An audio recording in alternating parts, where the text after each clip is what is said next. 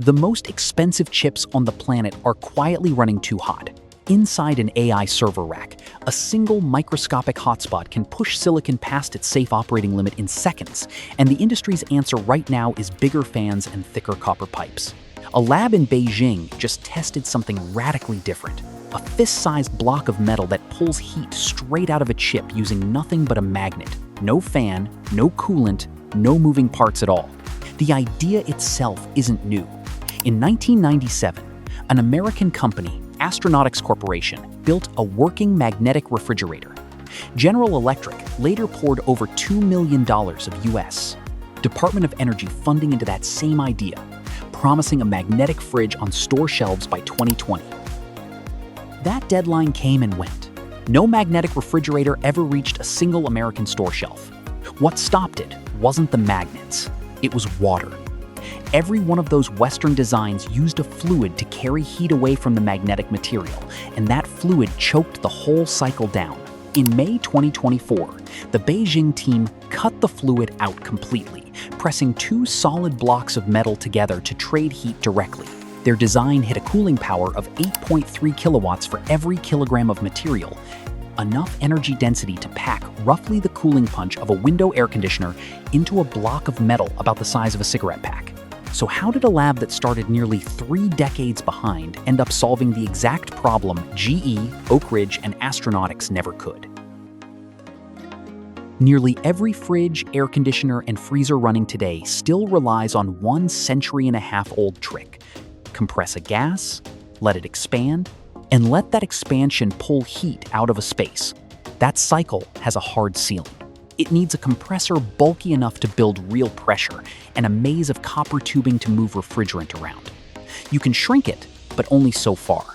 Nobody has ever built a vapor compression system small enough to sit directly on top of a chip's hotspot. That's exactly why global manufacturing never walked away from it. Every factory that makes compressors, every supply chain shipping, refrigerant gas, all of it is built around a system that works almost everywhere, except the one place modern electronics need it most: a few square millimeters of silicon. Manufacturers built roughly 343 million of these compressors last year alone, according to the market tracking firm Indexbox, an entire global industrial base with essentially zero incentive to switch. And now that system is running into a second wall. R134A. The refrigerant sitting inside a huge share of the world's fridges and air conditioners is being phased down by law. The US EPA's AIM Act mandates an 85% cut in HFC refrigerants like R134A by 2036. The European Union's F-gas rules are targeting a full phase-out by 2050. That leaves a cooling industry worth well over $100 billion a year, squeezed from two sides. A refrigerant it's legally required to phase out, and a physical technology that can't shrink small enough for where cooling demand is growing fastest. That's the exact gap the Beijing team walked into. Stretch a rubber band fast and press it to your lip. It feels warm. Let it snap back, and it feels cool. That's the whole trick, felt in your own hand. A metal called gadolinium does the same thing, except a magnetic field does the stretching instead of your fingers. Physicists first spotted this effect in iron back in 1881. An engineer named G.V. Brown built the first room temperature version using gadolinium in 1976. It works because gadolinium's natural magnetic transition sits at about 19 degrees Celsius, almost exactly room temperature, which is why nearly every serious magnetic refrigerator design still starts with it. For nearly 50 years, every serious design hit the same wall. A fluid, almost always water, had to shuttle heat away from the gadolinium, and that fluid physically capped the cycle at roughly 1 to 4 cycles per second. The Beijing team cut the fluid completely. They pressed gadolinium straight against copper, one of the best heat conductors on Earth, layering the two so tightly that heat jumps from one into the other with nothing in between. They call it a hybrid magnetic regenerator, and they've also tested other pairings. An iron alloy called La Fe sits 13 inches place of the gadolinium, silver, or an aluminum diamond compound in place of the copper. With no fluid left to slow it down, the design kept gaining performance from 0.1 all the way up to 10 cycles per second. The opposite of what every fluid-based system before it had done. Here's the important caveat. The headline numbers come from a computer model, not a machine sitting on a lab bench. Running that simulation at 10 cycles per second, the gadolinium copper design projects a maximum temperature swing of 26 degrees Kelvin, a cooling power of 8.3 kilowatts per kilogram, and a theoretical efficiency ceiling just over 54%. Nobody has built and measured a complete device that hits those exact numbers yet.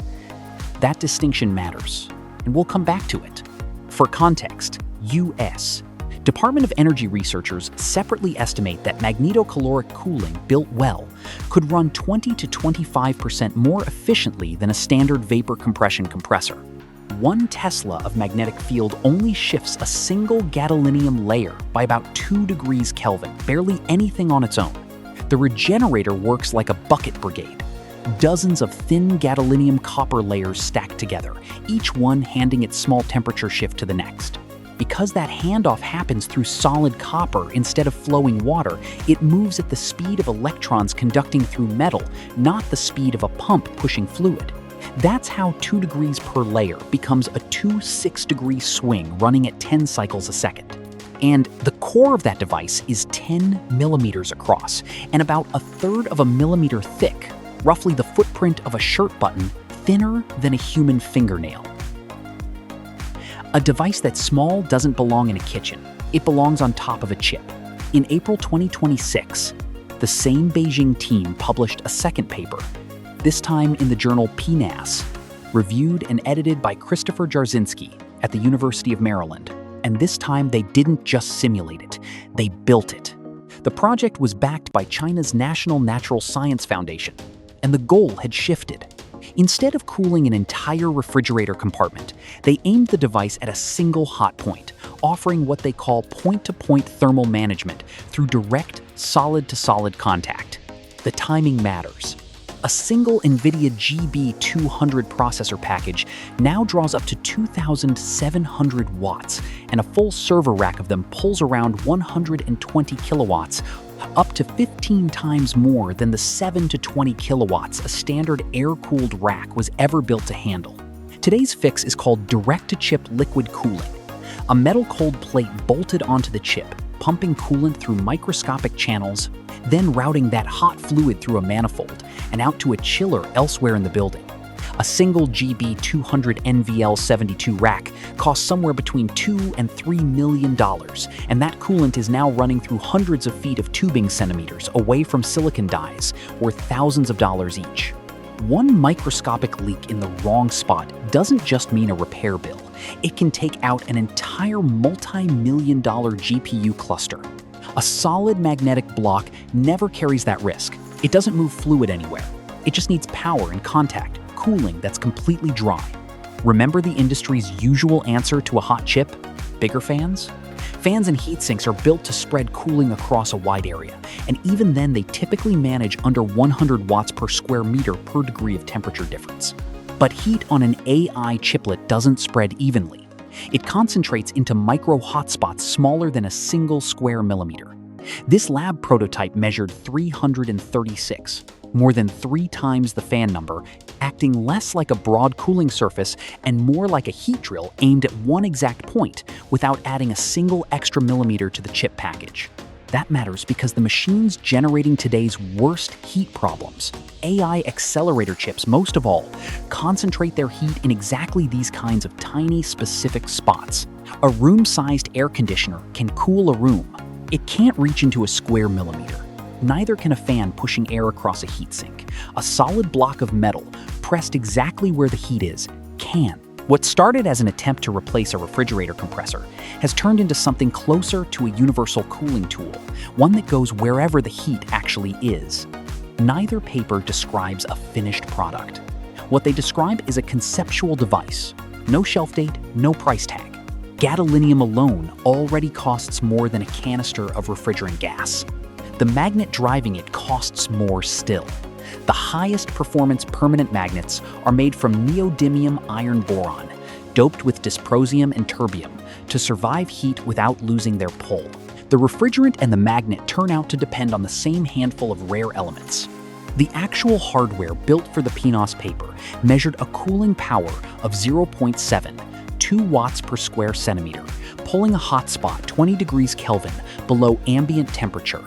That's the best result reported for a fully solid-state cooling device in that category. A current generation AI chip like the GB200 can generate heat fluxes in the hundreds of watts per square centimeter at its hottest points. The gap between what was built and what an AI data center actually needs is still enormous. Chain multiple units together to cover a bigger area and performance drops hard. The measured heat transfer coefficient fell from 336 watts per square meter per degree for a single unit to 168 for the cascaded version. The reason is a problem called thermal contact resistance. No metal surface is perfectly flat, not even at the microscopic level, and every seam between stacked layers leaves microscopic air gaps that act like tiny insulating walls. Stack enough of those seams together, and they eat up roughly half the heat transfer performance, which is exactly the ceiling this team hit. Closing that gap would likely mean pressure bonding the layers together instead of simply stacking them. An extra manufacturing step neither paper has addressed yet. Neither paper reports what happens after a million cycles, either. Magnetocaloric materials can fatigue and crack under repeated magnetic stress, the same way metal fatigues under repeated bending, and nobody has published long-term cycling data for either design. There's a practical wrinkle, too. The rotating magnets involved are strong enough to affect pacemakers, credit cards, and hard drives at close range, which means any consumer version needs careful magnetic shielding, another cost and engineering step neither paper spends much time on. The commercial race is being won by a completely different architecture. A German startup called Magnetherm, founded in Darmstadt in 2019, is already shipping magnetic cooling cabinets into RU supermarkets across Germany, and an 11-week pilot measured them running 15% more efficiently than the propane units they replaced. Magnetherm can win that race because they made a different bet. Their design still circulates a water-based fluid to carry heat, the same architecture that capped the old systems at 1 to 4 cycles per second. But for a supermarket display case, that's fine. A supermarket has room for pipes and a pump. Beijing made the opposite bet. Near an AI chip, a single drop of coolant near an exposed die isn't an inconvenience. It's a short circuit that can take out silicon worth thousands of dollars. Going fully solid state wasn't the easy path to a product. It was the only path into the one environment where fluid can't go at all. It's worth remembering that even Astronautics' original 1,997 demonstrator hit 600 watts of cooling power at an efficiency that matched Freon-based systems of the time.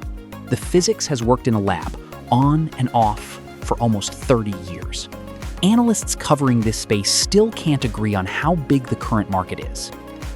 Estimates for global magnetic refrigeration range from a few $1,000,000 to several $100 million, depending on which report you read, a sign of how early this industry still is. So, the country that solved the hardest physics problem isn't, for now, the country selling the first magnetic fridge. That gap between invention and market says almost as much about this technology's future as the physics does. And it sets up a bigger question about who actually controls the raw materials both architectures need. Gadolinium sits on a very specific list. In April 2025, China's Ministry of Commerce placed export controls on 7 rare earth elements, and gadolinium is one of them. So are dysprosium and terbium. The 2 elements inside the high-performance magnets this technology needs to work at all. The refrigerant and the magnet driving it both run through the same chokepoint. That chokepoint is not a small one. Until 2023, China handled around 99% of the world's heavy, rare earth processing. A refinery in Vietnam offered a partial alternative until it shut down over a tax dispute and left China with something close to a monopoly again. The April 2025 rules didn't ban exports outright. They require a license for each shipment, which in practice lets Chinese regulators decide who gets supply and who waits. The raw ore itself isn't uniquely Chinese. Meaningful gadolinium-bearing deposits exist in the United States, Australia, and Brazil too. What China actually monopolizes is the step in between. separating and refining that ore into usable metal. Mountain Pass, the California mine MP Materials runs today, once supplied most of the world's rare earths. It lost that position to a straightforward economic mismatch. Processing heavy rare earths means handling genuinely toxic waste, and American operators measured that cost against next quarter's margins and walked away. China measured the same cost against a 30-year bet on controlling the refining step outright and kept going. That difference in time horizon is most of the reason one country now holds close to a monopoly. The controls bit almost immediately. European prices for dysprosium and terbium spiked to as much as 6 times the domestic Chinese price at their peak, and some American and European automakers had to slow production within weeks because they couldn't get the magnets they needed. Now the West is mounting what amounts to a state-subsidized counteroffensive, the same kind of market intervention Washington has spent years criticizing Beijing for using. The U.S. Department of Defense committed $400 million to MP Materials and guaranteed a price floor of $110 per kilogram for the rare earths used in magnet production, a floor that exists specifically to survive Chinese price swings. Japan locked in its own floor with a 7,200-ton-a-year deal through Lynas Rare Earths running to 2038. France's Eramet expanded gadolinium refining by 15%. And a refinery in Kingston, Ontario, is working through approval to build that same refining step on North American soil. 4 different governments. One identical instinct. Guarantee the price, because the market alone won't build the mine. The stakes reach well past refrigerators and chips. The same dysprosium and terbium-doped magnets sit inside electric vehicle motors and wind turbine generators. So every country racing to electrify its cars and its power grid is racing through the same choke point as this cooling technology. China imposed these controls as a direct response to new US tariffs. And the fact that a climate-friendly refrigerator got caught in that crossfire says something about how tangled these supply chains have become. That leaves a strange kind of race, running on 2 tracks at once. On one track, Beijing holds the most advanced version of the physics. On the other, Beijing holds most of the refining capacity for the elements that physics runs on. Everyone else is trying to catch up on both tracks simultaneously. And right now, neither gap is closing quickly. That circles back to the deadline from earlier. The HFC phase-down laws in the US and the EU don't pause just because the replacement technology is tangled up in a magnet shortage. The 2036 and 2050 clocks keep counting down either way, whether or not the supply chain is ready to meet them. Back in that server rack from the beginning of this video, the chip is still running hot, the fans are still spinning at full speed, and the fix sitting in a lab notebook in Beijing is still years from a store shelf. Somewhere between that lab bench and a supermarket in Germany, the machine that might finally replace both the fan and the fridge is still deciding which country gets to build it first.